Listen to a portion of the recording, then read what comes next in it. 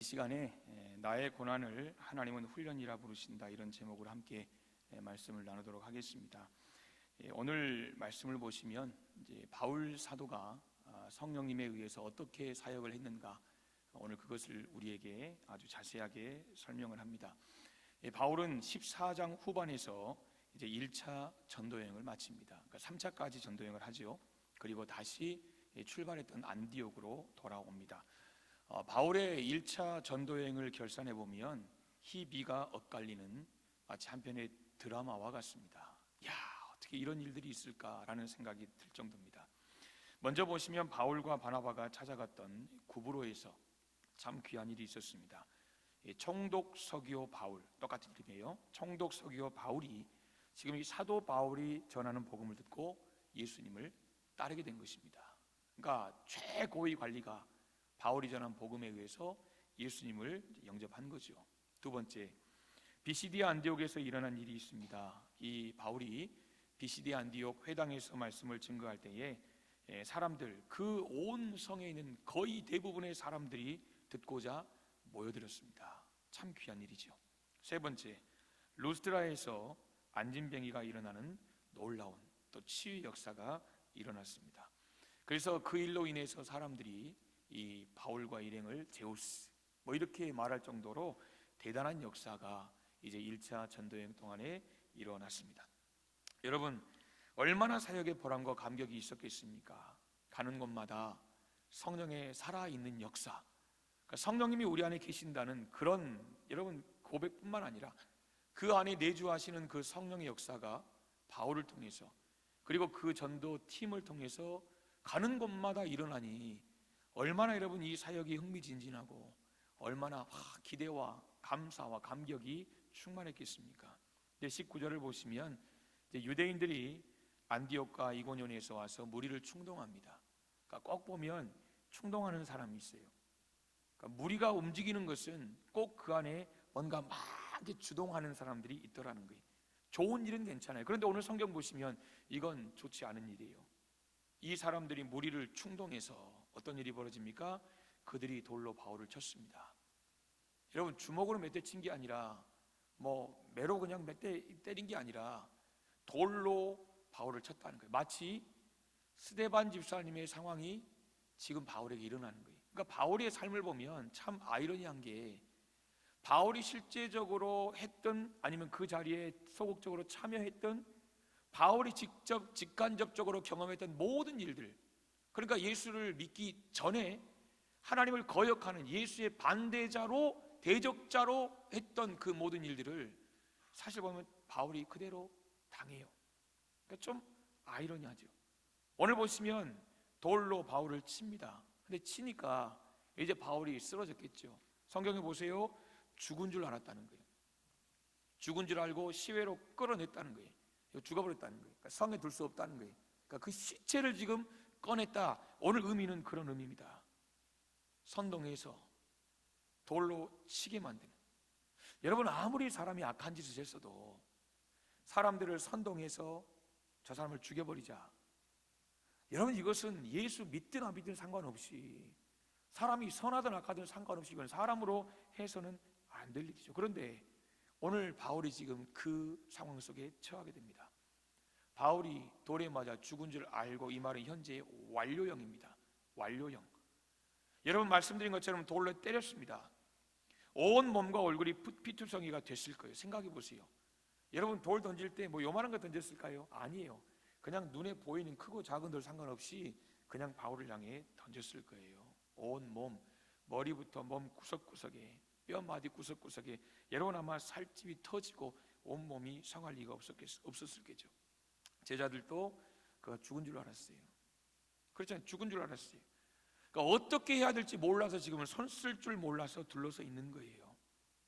여러분, 그런 것을 보면 참 사람들이 얼마나 악해질 수 있는가, 여러분, 그게 두려워질 때가 있어요.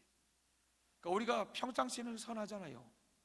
그런데 여러분, 우리가 정말 악해질 때, 사람의 그 본성, 그 사람의 죄로 인해서 변질되어 버린 그 본성이 얼마나 무서운가.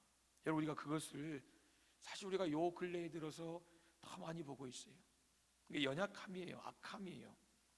지금 유대인들이 안디옥과 이고니온에서 바울을 따라 쫓아왔어요. 여러분, 원정 출산 이야기 들어보셨죠? 임신 이렇게 옛날에, 지금은 거의 불가능하지만 애 낳을 쯤 되면 예전에 뭐 이렇게 갑니다. 다른 나라 가서 거기서 애를 낳아요. 그럼 시민권을 얻죠.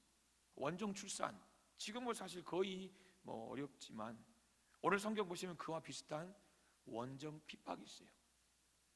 내 주변에서 그 사람이 멀어지니까 쫓아가는 거예요. 도시를 뛰어넘어요. 아마 이 사람들은 바울이 저 반대편 지구 끝에 가 있어도 따라갈 그런 사람들이에요. 핍박을 하는데 원정 핍박을 하는 거예요. 오늘 이고니온에서 루스트라까지 한 17km, 비시디아 안디옥에서 루스트라까지 42km. 여러분, 그러니까 60 뭐 이 정도 되겠죠. 그러니까 지금 60km라고 하면 뭐 광주 채 못 가서 뭐 이 정도밖에 안 돼요. 차로 가면 1시간도 채 안 걸리는 거리잖아요. 그런데 지금과는 또 다른 거예요. 특별히 터키 지역은 산이 높다고 말합니다. 그 높은 산을 넘어서 수십 킬로를 쫓아왔다면 그들의 마음이 얼마나 지금 악심이 품고 있는지, 정말 바울을 죽이고자 하는 그런 마음. 그러니까 지금 바울이 다메섹으로 이 제사장의 이 공문을 받아가지고 다메섹에 잡으러 가는 그 모양같이 그가 원정 핍박하러 갔잖아요. 그러니까 지금 그가 똑같이 그 이야기를, 지금 그 고통을 당하는 거예요.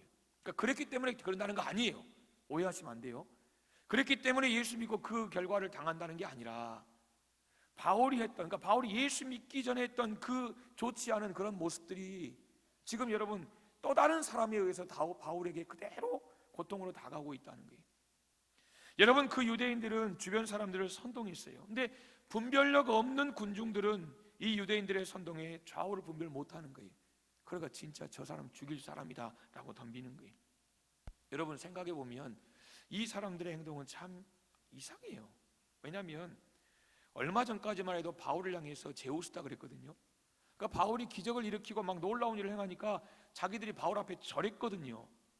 이 사람은 사람이 아니라고 말했거든요. 그랬던 그 사람들이 이제 바울을 향해서 돌을 던졌다는 거예요. 이게 사람이에요. 그러니까 여러분, 얼마 전까지는 와 이러다가 또 뭔가 이렇게 상황이 바뀌면 또 돌아설 수 있는 것이 사람이구나 라는 것을 오늘 이 사람들을 통해 보게 돼요. 똑같은 거예요. 예수님 시대도 그랬잖아요. 예수님 나귀 타고 들어오실 때 호산나 그랬거든요. 당신이 우리 왕이라는 거예요. 찬양했어요. 그런데 여러분, 예수님을 십자가에 못 박힐 때 이 선동당해가지고 사람들이 그냥 그렇다 하니까 진짜 그런가 봐. 분별력이 없었어요. 호산나 외치던 이 사람들이 뭐라 그랬습니까? 이제 십자가에 못 박아라 그랬어요. 못 박아라. 똑같은 사람들이에요. 여러분, 요즘도 그런 것 같아요. 세상 군중들의 여론이란 쉽게 변질됩니다. 그렇잖아요. 여론이란 쉽게 변질됩니다. 와 갔다가 또 아니래 그러면 또 와 갔다가, 이게 여론이에요. 물론 여론을 무시할 수는 없어요.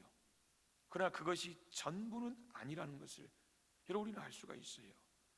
단 며칠 사이에 좋다가 단 며칠 사이에 싫다가, 이게 여론, 사실 우리의 삶이라는 거예요. 우리 모습의 연약함이에요. 사랑하는 여러분, 바울이 이 고난의 파도가 들이닥칠 때 지금 이것을 어떻게 수습을 했습니까? 14장을 잠깐 보겠습니다. 14장 3절을 우리 한번 같이 읽겠습니다. 시작.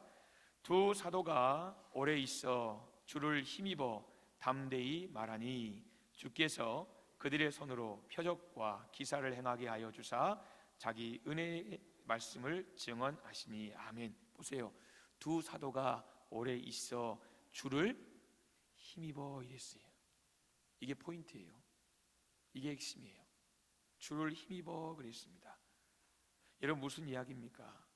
그 어떤 문제를 만나도 상황이 흔들리지 않고 주를 의지했다는 거예요. 여러분, 이게 어려운 거예요. 이 말은 주님께 맡겼다는 거예요. 여러분, 결코 쉽지 않아요. 지금 바울이 이 믿음이 있으니까 이 절망의 현장에서도 그는 원망하지 않아요. 원망 한마디 없거든요.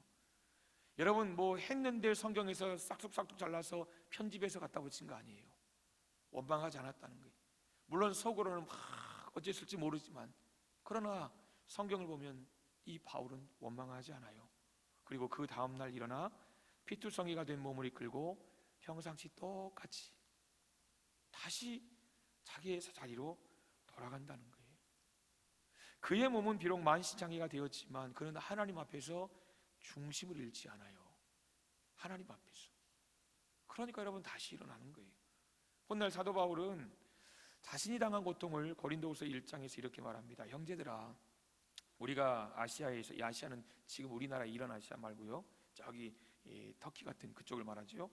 아시아에서 당한 환난을 너희가 모르기를 원하지 아니하노니 힘에 겹도록 심한 고난을 당하여 살 소망이 끊어지고 우리는 우리 자신이 사형 선고를 받은 줄 알았다 그랬습니다. 아, 이제 죽는구나, 이렇게 생각할 그런 상황에 처했다는 거예요. 극심한 상황에 처했지요. 살아갈 소망도 없었지요. 말 그대로 사형 선고를 받았구나, 이렇게 생각을 했습니다. 여러분, 그러나 그럼에도 불구하고 자기를 의뢰하지 않아요. 자기를 의뢰하지 않아요. 대신에 오직 죽은 자를 다시 살리시는 하나님만 의뢰한 바울을 우리가 보게 됩니다. 사랑하는 여러분, 하나님께서 우리의 인생 가운데 흔들리는 역경을 주시는 이유는 자신을 의지하지 말고 생명의 주권자 되시는 하나님을 의지하기 위한 훈련임을 오늘 성경은 우리에게 강조하고 있다는 거예요. 보십시오. 돌로 쳤던 사람들뿐만 아니라 바울을 따르던 제자들, 그의 제자들마저도 죽은 줄 알았어요. 죽었다. 여러분 20절 보시면 제자들이 둘러섰을 때 바울이 일어납니다. 성에 들어갑니다. 다시 일어났다는 거예요. 여기서 다시 일어났다는 것은 앉았다가 일어났다, 이런 의미도 있고요, 죽음에서 일어났다는 의미도 있어요. 그러니까 오늘 보면 이 두 가지가 다 들어간 거예요. 죽음에서 죽은 줄 알았어요. 진짜 이 사람 죽었네. 숨을 안 쉬어. 죽었어. 야, 죽었구나. 그런 상황에서 바울이 살아났다는 거예요. 그리고 지금 앉은 거예요. 이 모습이에요. 바울은 죽음에서 살았고 넘어진 자리에서, 비극의 자리에서 다시 일어났다는 것입니다. 돌로 치던 자들은 죽은 것을 확인하고 성 밖에 내버렸습니다. 시신을 어떻게 처리할까, 그런 상황에 지금 서 있는 것입니다. 그런데 갑자기 바울이 일어난 것입니다. 이런 상황이죠. 여러분, 바울 스스로 일어난 게 아니지요. 주님이 일으키셨습니다. 주님이 일으키셨어요. 성령께서 바울에게 생명을 주시고 성령께서 바울에게 힘을 주셨어요. 그래서 일어나자마자 성에 들어갔고 다시 복음을 전했더라, 이렇게 말합니다. 여러분, 고린도후서 11장에 보시면 바울이 얼마나 많은 고난을 겪었는지 여러분 잘 아실 거예요. 여러분 잠깐 한번 읊어볼게요.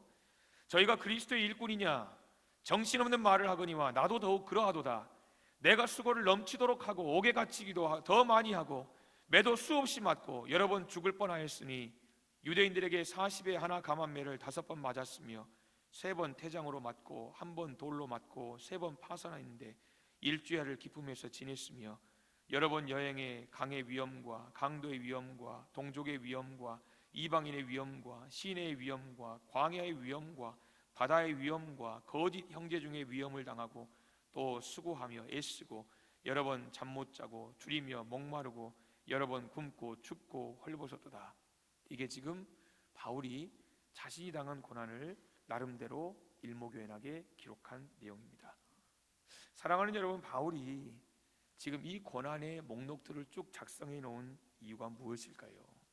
분명한 것은 내가 이렇게 많은 고생을 당한 거 알아주라, 여러분, 이 이유는 아닐 것입니다. 바울은 지금 자신이 얼마나 많은 고생을 했는지 그것을 알리고 싶은 마음이 전혀 아니에요. 바울이 지금 이 많은 고난을 성경에 기록한 것은 이 많은 고난에도 불구하고 나는 다시 일어났다는 거예요.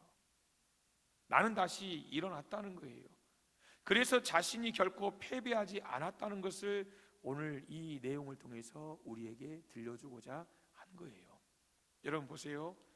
이 엄청난 반대와 시련, 이 엄청난 고난 중에도 나는 한 번도 패한 적이 없습니다. 나는 이겼습니다. 나는 승리했습니다. 주님이 나를 도우셨습니다. 바로 이런 고백이라는 거예요. 사랑하는 여러분, 지금 바울은 우리와 같은 믿음의 성도들에게, 사람들에게 당부하는 거예요. 22절 보실래요? 22절 우리 함께 같이 읽도록 하겠습니다. 시작. 제자들의 마음을 굳게 하여 이 믿음에 머물러 있으라 권하고, 또 우리가 하나님의 나라에 들어가려면 많은 환난을 겪어야 할 것이라 하고. 아멘. 여러분, 무슨 이야기입니까? 여러분에게 이 고난의 파도가 몰려오면 세 가지를 기억하라는 거예요. 첫째, 마음을 굳게 하라는 거예요. 마음을 굳게 하세요. 둘째, 이 믿음에 머물러 있으세요. 믿음에 머물러 있으세요. 셋째, 포기하지 마세요. 지금 이것을 이야기하는 거예요. 그러면서 자신이 당했던 것들을 풀어내는 거죠. 여러분, 로버트슨이라는 신학자의 연구에 의하면 지금 이 마음을 굳게 하라, 이 의미는 기존에 이미 있는 것에다가 힘을 더해서 더욱더 튼튼하게 하는 것을 말하는 거예요. 기존에 있는 거예요. 거기다가 힘을 더해서 튼튼하게 하라는 거예요. 없는 것을 다시 만드는 게 아니에요. 우리가 구역 연합 예배 때 엘리야 갈멜산 성전 제단 수축한 것 통해 말씀드렸죠. 수축하라는 말은 새롭게 신축 건축 뭐 이게 아니에요. 있어요, 제단이. 근데 여호와의 제단이 있는데 그것이 예배 제대로 안 드리고, 여러분 그 속에서 막 엉망으로 해서 결국 제단이 무너졌다는 거예요. 그것을 다시 회복하라는 거예요. 리모델링의 개념이라고 말씀드려요. 다시 회복해라. 오늘 말씀도 마찬가지예요. 마음을 굳게 하라는 것은 없는 것을 다시 만드는 것이 아니라 기존에 있는 것에다가 힘을 더해서 튼튼하게 하라, 지금 이 말이에요. 저와 여러분이 구원받은 하나님의 사람이라면 너와 나 할 것 없이, 너나 할 것 없이 우리 모두가 해야 할 일이 있는데, 그게 무엇이냐? 우리는 만나는 사람마다 그들을 굳게 해주는 의무가 있다라는 것입니다. 마음을 굳게 해주는 것, 마음을 굳세게 해주는 그 역할이 우리에게 있다는 거예요. 부모는 자녀의 마음을 굳세게 해줘야 합니다. 여러분, 교회 학교를 맡으셨습니까? 교사로 섬기십니까? 마찬가지입니다. 구역을 맡으셨습니까? 마찬가지입니다. 여러분이 아는 성도 가운데 어려운 게 있는 분이 계시다면 여러분 격려하라는 거예요. 함께 기도하라는 거예요. 우리의 건네는 그 말 한마디가 상대방에게 얼마나 큰 위로가 되는지 여러분 우리 알잖아요. 때로는요, 카톡에 그 이모티콘 하나, 여러분 클릭해서 올리는 그 이모티콘 하나가 마음에 확 눈물을 그냥 글썽하게 만드는, 여러분 그런 은혜가 될 때가 있어요. 그 그림 하나가, 그 작은, 여러분 뭐 이게 보이나 안 보이나, 이게 뭔 그림이야, 이 작은 이모티콘 하나가 우리에게 큰 힘이 될 때가 있다라는 거예요. 여러분 안 그렇습니까? 감사합니다, 고마웠어요, 고마워, 뭐 여러분 그런 말들 있잖아요. 누군가가 나를 위로해주는 그 말 한마디가 그냥 여러분 내 모든 그냥 근심 걱정 확, 내 모든 오해를 그냥 싹 녹여버리는. 그래서 여러분 때로는 미워했다가도 때로는 그 말 한마디 때문에 그냥 내 마음이 감동해가지고 그냥 또, 여러분 이것이 우리의 연약함이라는 거예요. 그러나 제가 드리고 싶은 말씀은 우리가 그런 연약한 존재라는 말이 아니라 그 말 한마디가, 그 사랑의 행위 하나가 우리를 정말 일으키는 그런 힘이 된다라는 것입니다. 사랑하는 여러분, 우리가 무슨 일을 맡았든지 정말 우리 서로 안에, 오늘 첫 번째입니다, 옆에 있는 사람들의 마음, 믿음이 튼튼하도록 힘을 실어주는, 굳세게 하는 그런 저와 여러분이 될 수 있기를 간절히 소망합니다. 두 번째, 믿음에 머물라고 말합니다. 즉 고난과 환난이 찾아오면 여러분 누구나 두렵습니다. 누구나 고통스럽습니다. 그 때로는 믿음을 떠나기도 합니다. 그렇잖아요. 그리고 때로는 믿음이 아닌 것과 타협할 때가 있습니다. 그런데 오늘 믿음에 머물라는 말은 절대 그래서는 안 된다는 것입니다. 안타까운 것은 어떤 분들은 오히려 문제를 만나면 그 문제를 극복하는 믿음이 없습니다. 그러니까 그냥 그대로 주저앉아요. 그러나 믿음에 굳게 선 사람들은 쉽게 주저앉지 않습니다. 물론 상처되죠. 마음이 아프죠. 여러분 여러 가지 복잡한 마음들이 우리 안에 왜 없겠습니까? 힘들지요. 그러나 다시 일어난다는 거예요. 어떤 경로를 통해서 다시 일어나요. 특별히 하나님은 사람을 통해요. 그러니까 아무것도 아닌 말에 의해서 우리가 다시 새 힘을 얻고 일어나는 일들이 여러분 얼마나 많은지 몰라요. 넘어질 수 있지만 믿음에 굳게 선 사람은 그 넘어짐 속에서 쉽게 또 일어난다는 거예요. 믿음을 가진 사람은 여러 문제로 흔들려도 결국 하나님 붙잡아요. 왜요? 그거밖에 도리가 없거든요. 여러분, 그래서 문제가 찾아올 때, 환란이 올 때 정말 나는 하나님 붙잡는 것 말고는 도리가 없다, 이렇게 믿는 사람, 이 사람이 믿음의 사람이에요. 다른 거 아니에요. 세상 사람들은 급하면 뭐 잡아요? 뭐 잡아요? 지푸라기. 그걸 왜 잡아요? 차분함한 거. 물론 그만큼 여러분 우리가 말할 수 있겠지만, 그렇게 차분함한 걸 뭐하러 잡습니까? 잡아도 죽고 안 잡아도 죽고. 사랑하는 성도 여러분, 세상 사람들은 급하면 지푸라기를 잡는다지만 우리는 지푸라기 잡지 않잖아요. 나의 구원자이신 주님을 붙잡는 것이, 이게 그리스도인입니다. 왜? 오직 주님만이 내 삶의 모든 것임을 알고, 그 속에서 고난의 한복판에서도 주님이 나와 함께 하심을 믿기 때문입니다. 그러면서 바울 사도는 세 번째 뭐라고 말합니까? 포기하지 말아요. 포기하지 마라. 여러분, 오늘 본문 20절 말씀을 우리 한번 다시 보겠습니다. 20절 함께 읽겠습니다. 시작. 제자들이 둘러섰을 때에 바울이 일어나 그 성에 들어갔다가 이튿날 바나바와 함께 더베로 가서 21절 시작. 복음을 그 성에서 전하여 많은 사람을 제자로 삼고 루스라와 이고니온과 안디옥으로 돌아가서. 아멘. 여러분 보십시오. 돌에 맞았어요.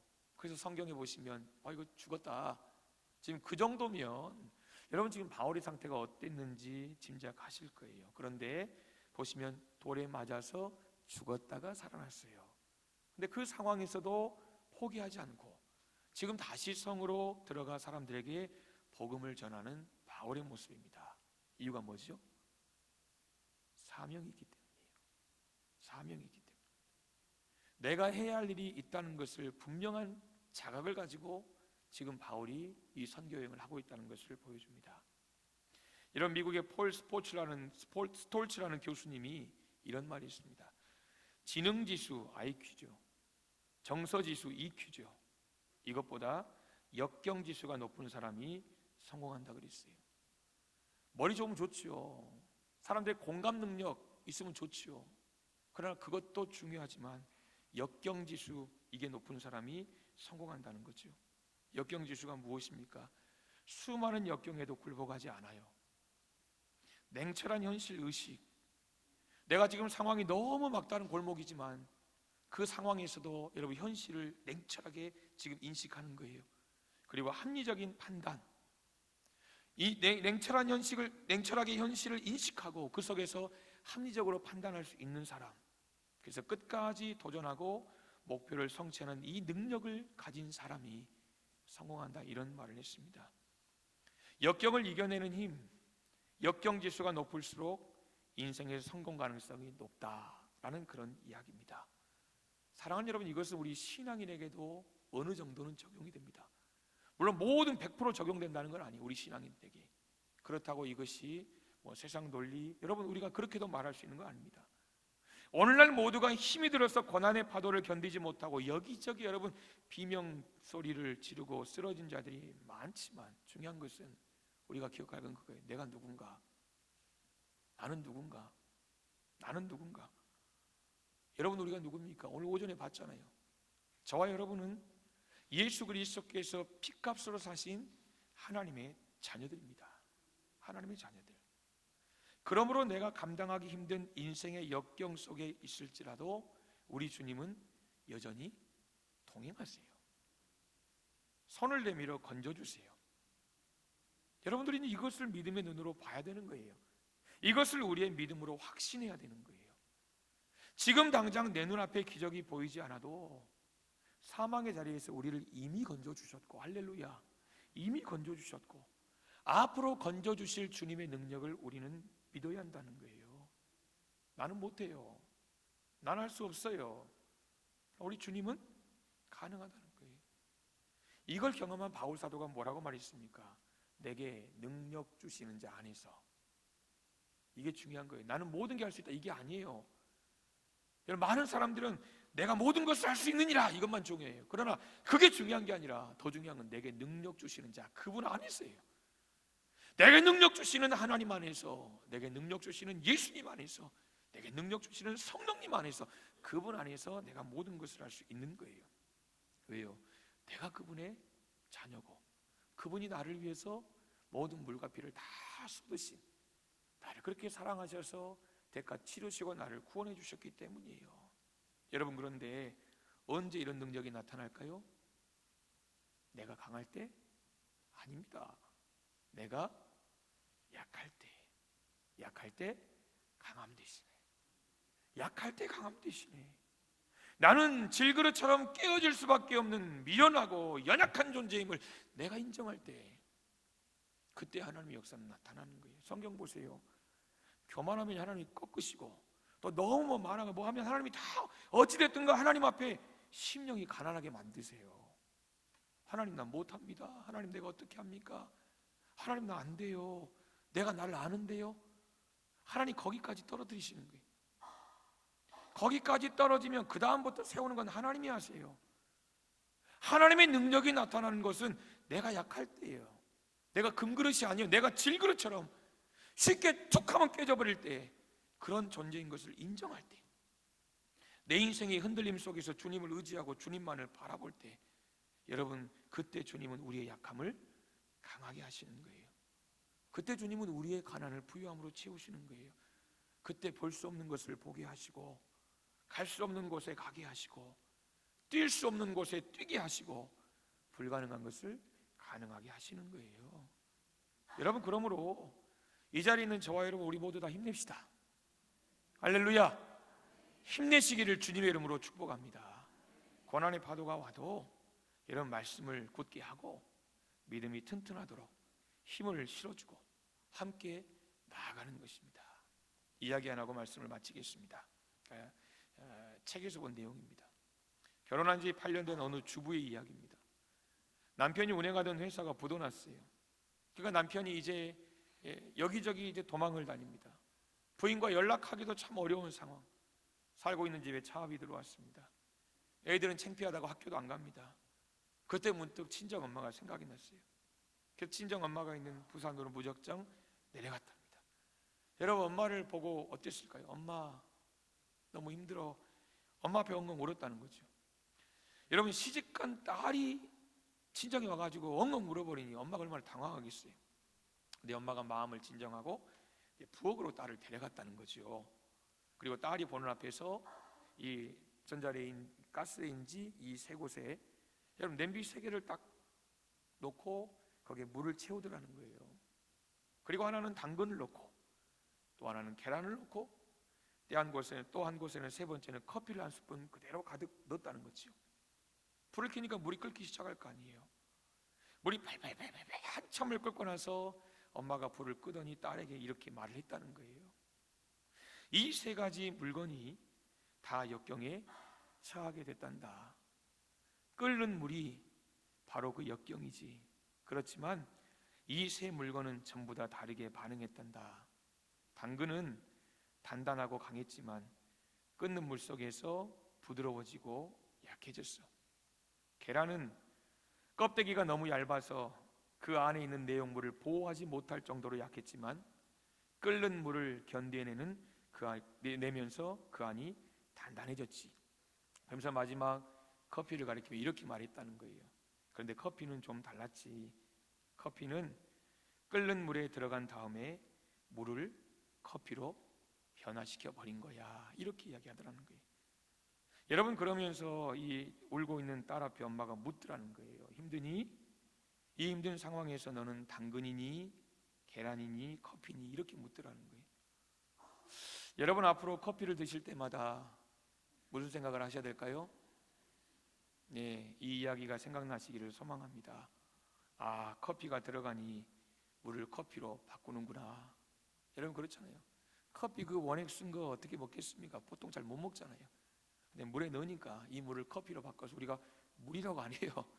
커피 주세요 그러면 사실 다 거의 물이거든요. 90% 이상이. 근데 커피가 들어간 물을 커피로 바꾸는, 여러분 화학 뭐 이걸 따지는 게 아니에요. 여러분, 참 지혜로운 어머니예요. 사랑하는 여러분, 무엇을 깨닫습니까? 고난의 때에 이 당근 같은 사람이 있어요. 고난을 받을수록 더 약해지는 거예요.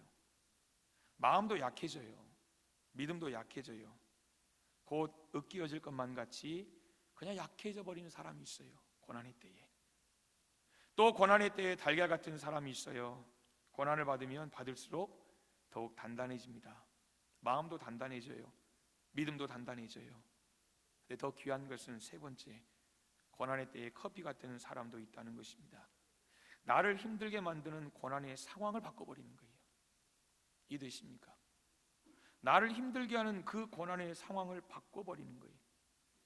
고난을 고난이라 생각하지 않고 축복의 때라고 생각한다는 것입니다. 힘들고 어려울수록 상황과 환경을 초월하며 기쁨의 춤을 추는 사람, 여러분 결코 쉽지 않죠. 뜨거운 물에서 어떻게 그렇게 춤을 추겠습니까마는 그런 사람들이 있다는 거예요. 사랑하는 여러분, 고난의 때에 우리는 어떤 종류의 사람입니까? 중요한 건 이겁니다.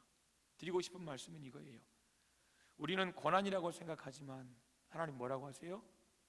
훈련이라고 말씀하신다는 거예요. 하나님 왜 내게 이런 고난을 주십니까? 근데 하나님 뭐라 하세요? 아니야, 너 지금 훈련 중이야. 훈련 중이야. 근데 우리가 힘든 이유가 뭐예요? 그 훈련은 우리가 주님 나라 갈 때까지라는 거예요. 주님 나라 갈 때까지. 훈련 하나 끝나면 주님 되지 않았습니까? 아니라는 거예요. 하나님 우리가 주님 앞에 설 때까지 여전히 훈련. 왜요? 우리가 부족하니까, 우리가 연약하니까.